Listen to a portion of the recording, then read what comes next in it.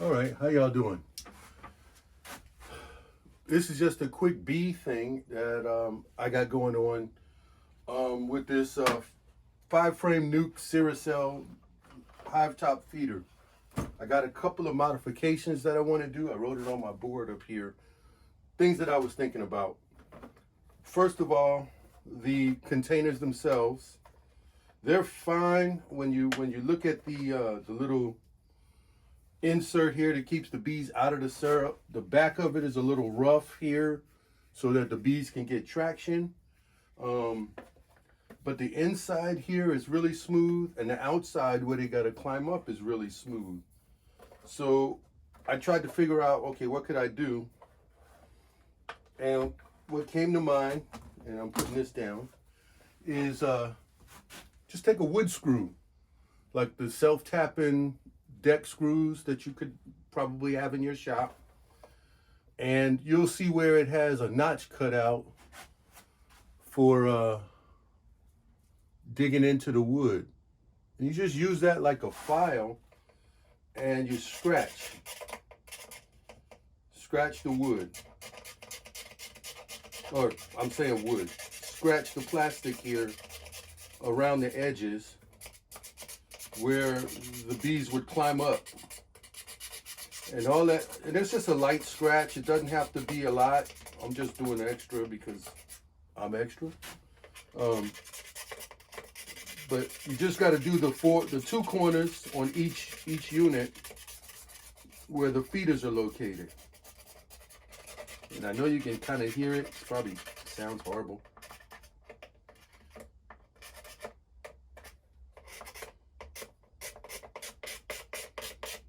Okay, and when you rub your finger on it, it's very rough. Okay, that gives the bees a rough surface to climb up to access the food. And I'm gonna do the inside as well. So just take my screw,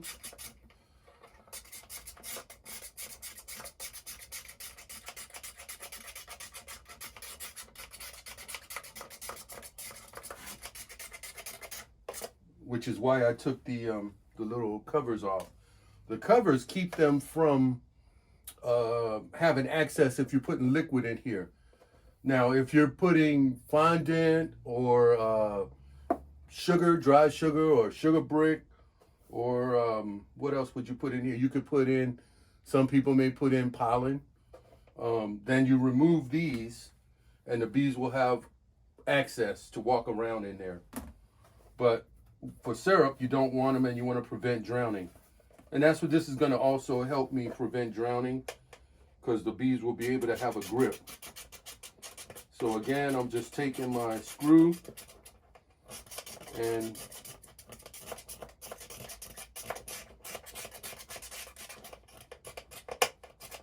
providing a little bit of foot grip. Well, let me see if I can get it really close. And hopefully it's focusing, but it's very smooth. But then once you scratch it, you're just scratching it, giving the bees a place to get a foothold. And all it's going to do is help the bees, and that's all. So I'm going to do these, and then it's important afterwards to either use your shop vac or vacuum or take it in the house and rinse it so that you get all of the little plastic shavings off. And I'll vacuum mine. So again, you only got to do the two sides that have the feeders. So I scratched the inside. You can see it's very smooth in here, very rough here, very rough here, rough on the corners on the outside. So when it sits, and I'm not going to put these in just yet. I'm going to go and take these in the house and rinse them off so that I can get the plastic shavings that I'm doing. I'll hit it with the vacuum. I have a shop vac here. I'll hit it with the shop vac. I already did one of those, but I'll hit it with the shop vac and then take it in the house, do a quick rinse off, and that's part of my modification. The other part of my modification has to deal with the box itself. Okay, it comes with this cross brace in the center that also holds the Ceracell units in place. And you put it on your hive and it's flat. The bees have access in this corner for liquid, and the other one is for this corner in liquid. But if you tilt your hive so that any rain or anything goes out of the entrance and it doesn't stay in the hive, you're losing some of that syrup. Or bees won't have access once the syrup is low enough. So what I want to be able to do is turn it so that both feeders are in the same location, it's the same side of the hive, facing downhill. You know, it's a slight, it's not, you know, I'm exaggerating right now. The hive's not going to be tilted this much, but that's just an exaggeration for the camera. But what I'm going to do is I'm going to add a block of wood on the inside, just a little corner block here, so that the bees will have an easier time accessing up here, right here. So I'll just make maybe a 2-inch or 3-inch by 3-inch block or whatever it is to put here. You only got to do one side because when you're going to lean it, it's only going to lean one side. You're not going to just lean it the other way. If you do, just turn the box around and lean it the other way. Or you can, if you're going to have it flat, you can just put them at both corners and have no problem. So that's going to be another small update. Just I'll use some wood glue and a couple of brads, and I'll just cut. I have some 1x material. I just use scrap 1x. But so anyway, I'm just going to finish this one off. I'm going to take these in the house, clean them out. Again, you're just putting lines, and you just use a screw. Again, I'm doing this because my 5-frame nuke is going to use my XL frames, and I'm starting with a package. It's not a nuke that I'm starting with. It's just a 5-frame, and it's going to be 3-pound package of bees. Okay, nice and rough. You see I got blue stuff on my sweatshirt, on my hoodie. But I will take this in the house, wash them off in the sink there. I actually hit them with the shop vac a little bit. Put my screw in here. But I'll hit them with the shop vac, get the big stuff off, and then I'll take them in the house, wash them up, and that project is partially done, with the exception of the blocks that I'm going to put underneath on this board, on the box, and then I will. I do have some. What is it called here? I do have some eco wood, which a lot of my boxes are dipped in eco wood instead of being painted, and I may just go ahead and dip this box in eco wood, or I may paint it. I don't know, haven't decided. But anyway, so that's going to be my tip for the day as far as giving the bees a helping hand, a ladder, you know. And they'll, I'm sure they won't know, they won't appreciate it, but I'll know it's easier for them to access the liquid feed that I'm going to be giving them. Okay, what you guys see is I'm getting ready to do the modification to my Ceracell Top Feeder thing. I explained before how I scraped earlier, you know, how I scraped this and gave it some bite for the bees to walk up like ladder. And I wanted to be able to have like a block or something here. But what I decided, I didn't want to put just one, or I didn't want to put two, because I didn't want the bees making their way up and building comb in here. So I decided to just cut a little piece and close it off and just box it in. So I'm going to get ready to pre-drill a couple of holes here, or actually on these, pre-drill a couple of holes, glue in place these, make this a small box, put it down in place, glue and screw it, and that'll be that. So first, let me pre-drill a couple.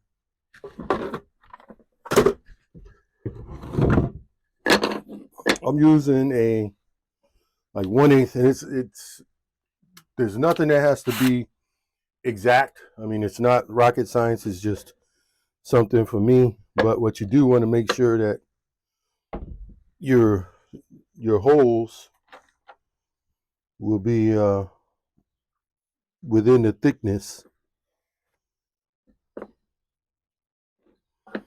And the next one,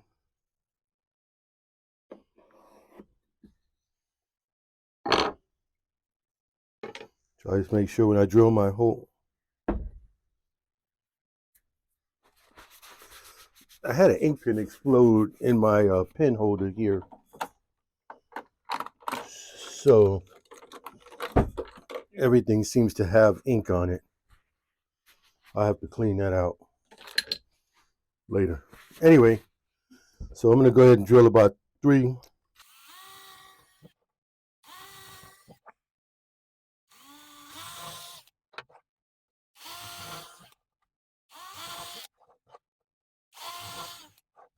Okay, I drilled with a 1/8 drill bit. I got these little bitty nails here from, I don't know, some kit that I got somewhere. Might have to step it up a size in the drill bit, but I'll check it out. Maybe a 5/64. Let's see.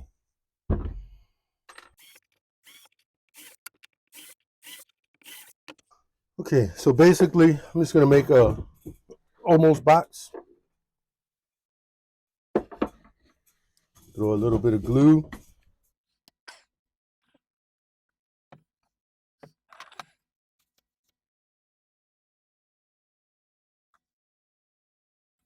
I'm just gonna line it up. I just had an idea. I'll just use a couple of clamps. I'll do both sides and I'll just line it up.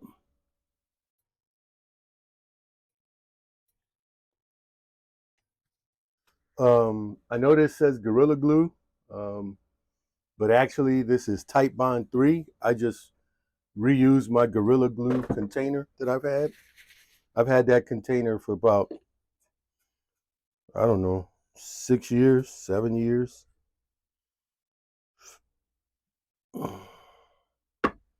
Okay, that'll work there. Get a couple of clamps.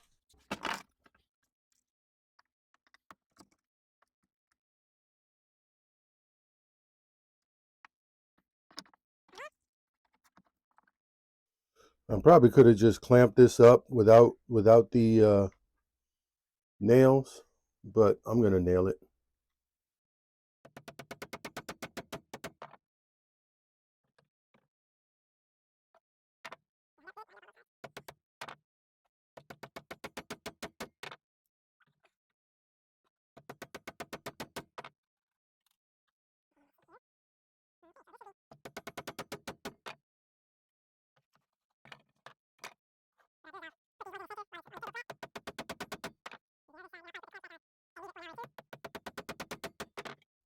Now I'm gonna put the clamps back on, but I just want to show you what this is for. And basically, it's gonna fit here, and I'll be able to put it down. It's recessed a little bit. The bees will still be able to climb. I'll screw it from the other side, and or I'll just pin it through here, through the sides, glue it and pin it, and that'll give the bees something to climb on for the sides. So that's going to be my modification for that.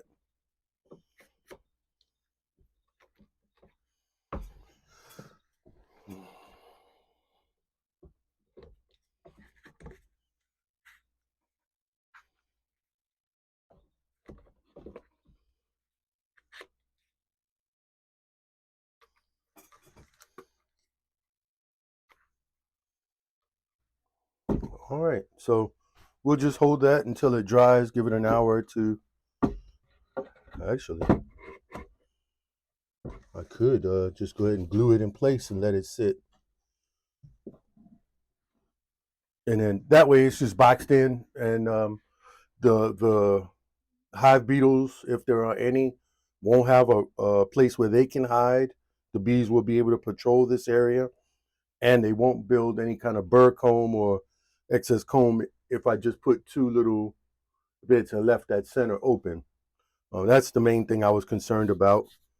I got to get that ink pen stuff out of here. Anyway, that's the main thing I was concerned about. And yeah, so I'll just drill a couple of holes and screw this. I think I do have some smaller, skinnier screws that can fit, but I'll pre-drill and screw. Just need two on each side, and then that's good enough. Okay, I'm back. I let it dry a little bit, and I put a clamp just to hold it in place. It's not screwed or glued or anything. I should glue it actually. So yeah, what I'm gonna do is take the clamp off, put some glue in between, put the clamp back on, and I marked a couple of holes.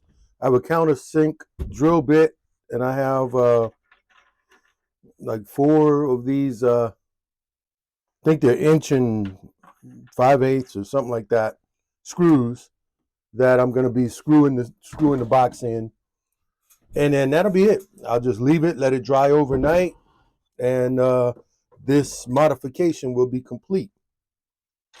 So I'm going to go ahead on and add some glue to the sides of this.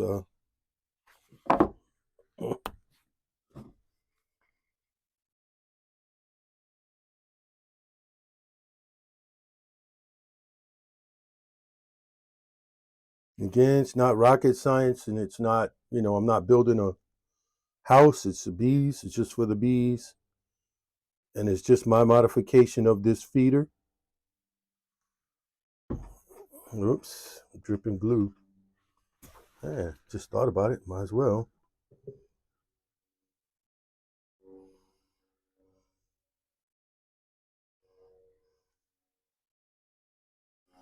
Alrighty then.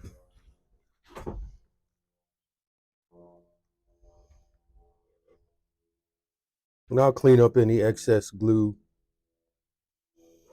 that's here.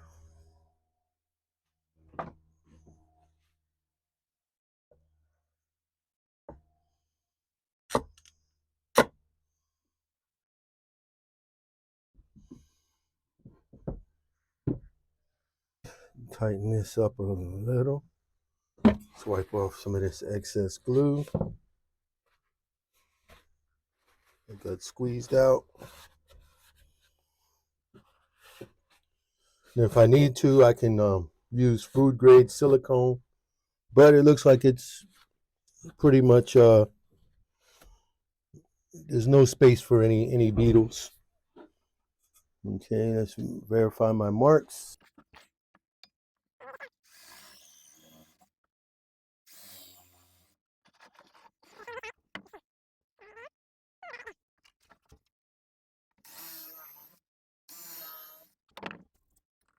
Okay, so that was the countersink. Up here, I use a lock and lock as a junk drawer. Everybody has a junk drawer in their house. I got one in my storeroom here. So I keep a lot of my bits in here, star drives for the screw gun here. Nice and countersunk all the way in. Good to go. Excellent, excellent. Turn this around. Oh, I just knocked you guys in the head, huh?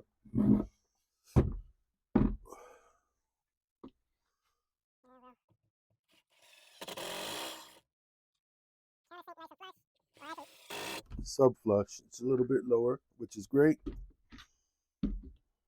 And do I need to pull it down? No. So it's fine. Once this glue dries, it'll be all set. And I'll be able to basically realize now it's upside down. So the buckets will be like that. and the bees will have the ability to climb here from underneath. So excellent. Problem solved. I can erase that off the list.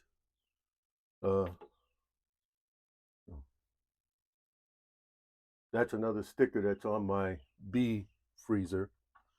I have two. I don't know why I buy two stickers for everything, or I'll when I buy something and I get stickers for free.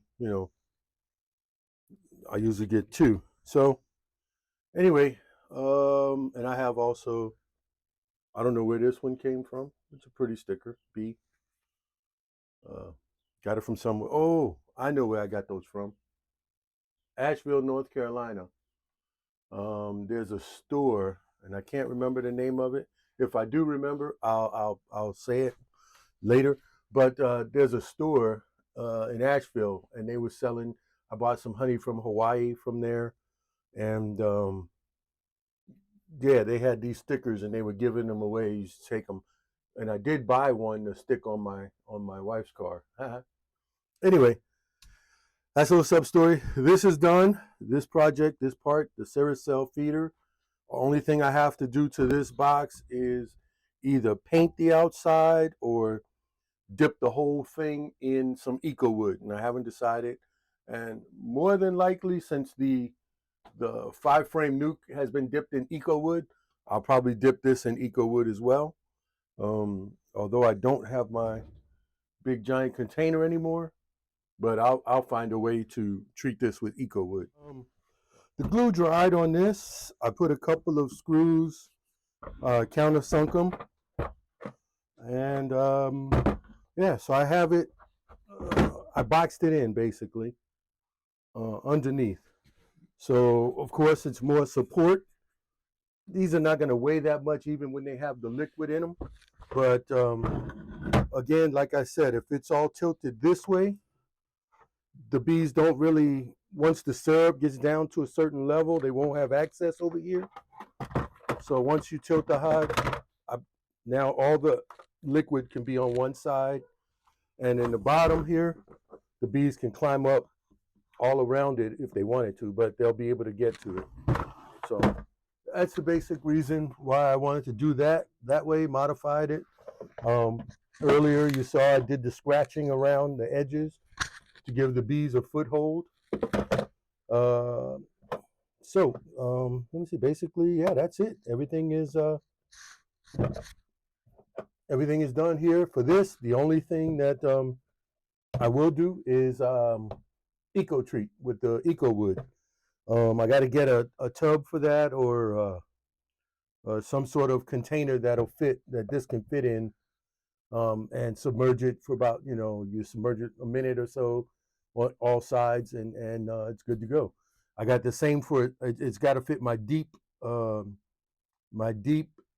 nuke box, because I have one that's untreated as well. Here, let me show you the difference.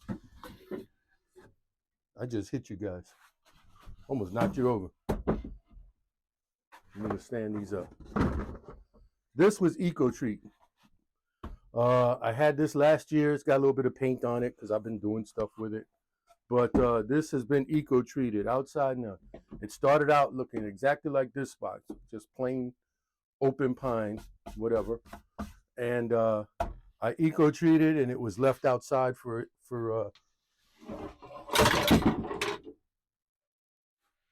I'm knocking you guys all over the place. And it was left outside for a year, used for a year. There's no paint, there's no stain that I added to this. It's just plain. The box was dipped in eco wood. And the same is going to go for this box right here. I'm going to dip this one in eco wood. So once I find the tank that's big enough to hold this stuff, I will dip these two. And if I can't find a tank that big, or a vessel container, I guess I'll purchase one. Like go to Walmart and just get something big enough to where I can put this in there.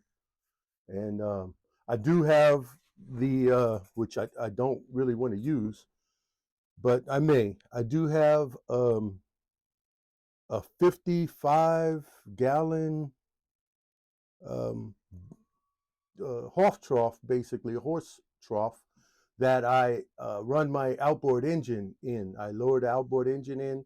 I run it. It's an oblong oval, big oval, and I lower the outboard in, and I run the outboard for an hour, 2 hours. Let it come up to temperature. Let the thermostat open. Let it water circulate, and then I shut it down. I also use that tank for descaling. So I may just go ahead and mix up 5 gallons or 2.5 gallons. I'll use it, and then just dip it on, where it dip the boxes. And that's probably what I'm going to do, not just to not have to buy anything. Just use what I already have, and uh, and then I'll just store the unused portion in a 5 gallon bucket. Once I use it, because once you use it, it's not done. You can store it for, I forgot how long, maybe a month or so. So if you come across anything else you want to dip, you can do that too, in the EcoWood. So it'll last. And I have the box that I bought of EcoWood. This is, you make a 5 gallon, but it's not just 5 gallons. It's 5 imperial gallons, which imperial gallons are a little bit more than a standard U.S. gallon. So you get, I'm not sure how much more. Alexa, how much bigger is 1 imperial gallon to 1 U.S. gallon? From ChevySparkForum.com, an imperial gallon is 1.2 the volume of a U.S. gallon. Okay, so it's 0.2 more of a gallon. So basically, this is a 6 gallon, 6 U.S. gallon treatment. Anyway, when I'm not videoing, I'm listening to my music on that thing. If you heard it. Anyway, I'll talk to you guys later. Just wanted to update that. This box is done. The modifications, the only thing I got to do is treat it with EcoWood. We're good. Y'all have a good one.